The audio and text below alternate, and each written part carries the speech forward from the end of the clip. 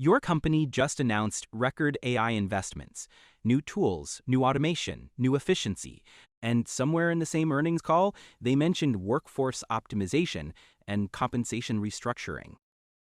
Congratulations. Your boss just used your salary to buy a robot. This is not a conspiracy theory. This is a documented, deliberate financial strategy that is playing out right now across tech, finance, healthcare, retail, and manufacturing. Companies are literally reallocating payroll budgets to fund automation. And the wild part? Most employees have no idea it's happening to them. Let me show you exactly how this works. Here's the basic math that companies do not advertise. The average knowledge worker in the US costs a company somewhere between $80,000 and $120,000 a year when you factor in salary, benefits, office space, HR overhead, and management time.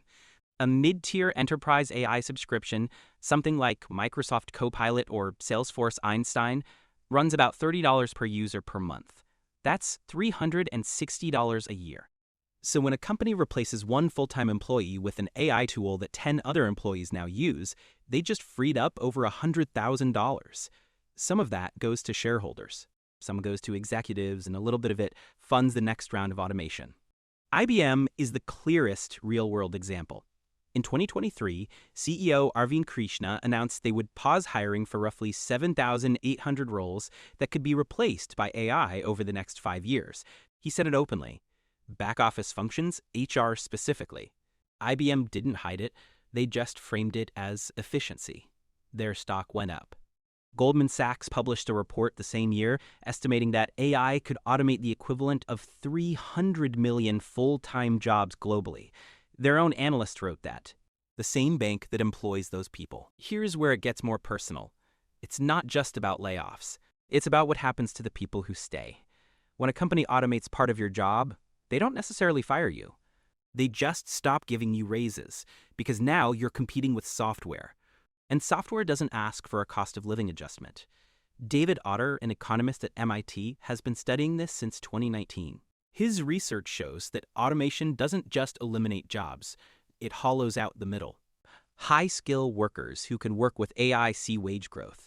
Low-skill workers in physical jobs that can't yet be automated stay flat. Everyone in the middle, the coordinators, the analysts, the administrators, the mid-level managers, they get squeezed. Their productivity goes up because of AI tools.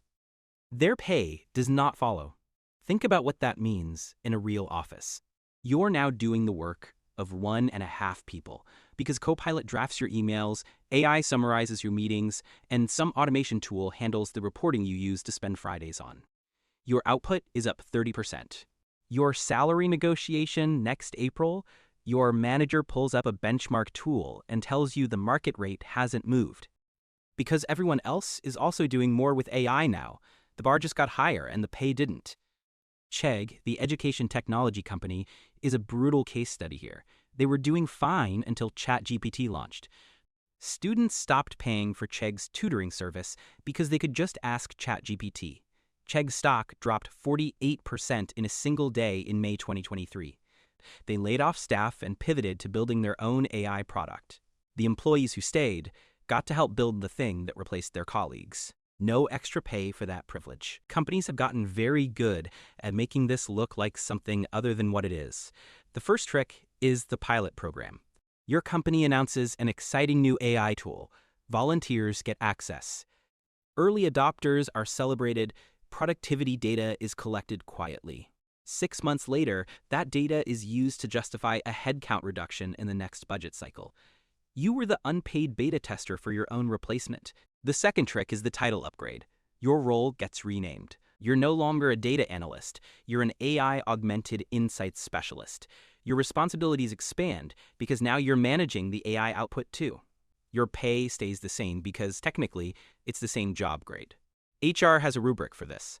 It is airtight and completely insane. The third trick is the freelance shift. Instead of employing full-time workers, companies move to project-based contractors who have no benefits, no job security, and no leverage in pay negotiations. Then they use AI to do the parts of the job that require the most expertise so they can hire cheaper contractors for the rest.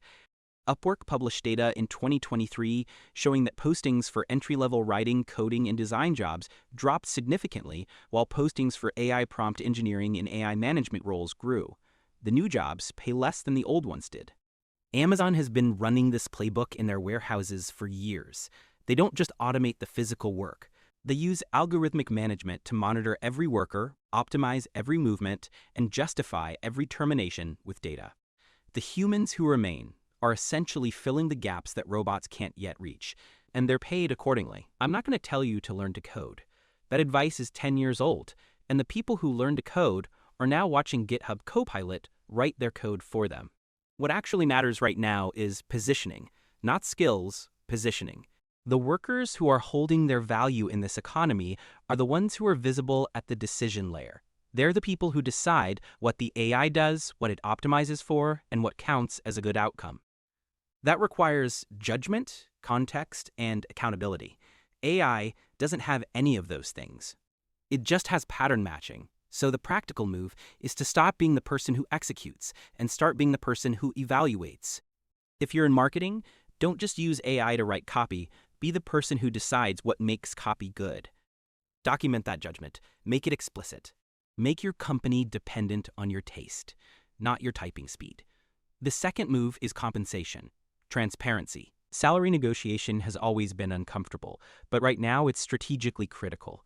Companies are banking on employees not knowing what their productivity gains are worth. Tools like Levels.fyi, Glassdoor, and even LinkedIn Salary Insights give you data. Use them. Walk into your review with numbers, not feelings. And third, if your company is cutting headcount while posting AI investment announcements, that is a signal.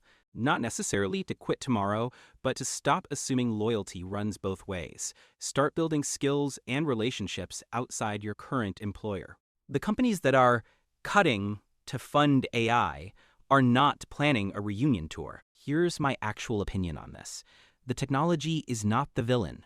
Automation has always changed what work looks like, and some of that change has been genuinely good. The villain is the decision to capture all the productivity gains at the top while distributing none of it to the workers who made the transition possible. When a company uses AI to double the output of its workforce and then gives those workers a 2% raise, that is a choice. It is not an economic inevitability. It is a choice made by specific people in specific boardrooms who decided shareholders matter more than employees in this particular moment. The workers who are going to come out of this period okay are the ones who treat their employment like a business relationship, not a loyalty pledge. Know your value. Know what the AI is actually replacing versus what it isn't. And make sure the people signing your checks understand the difference. If this hit close to home, drop a comment below. Tell me what industry you're in and whether you're seeing this play out, because I want to know if this is as widespread as the data suggests, or if some companies are actually doing this right. And if you found this useful, the like button is right there. It genuinely helps more people find this content. See you in the next one.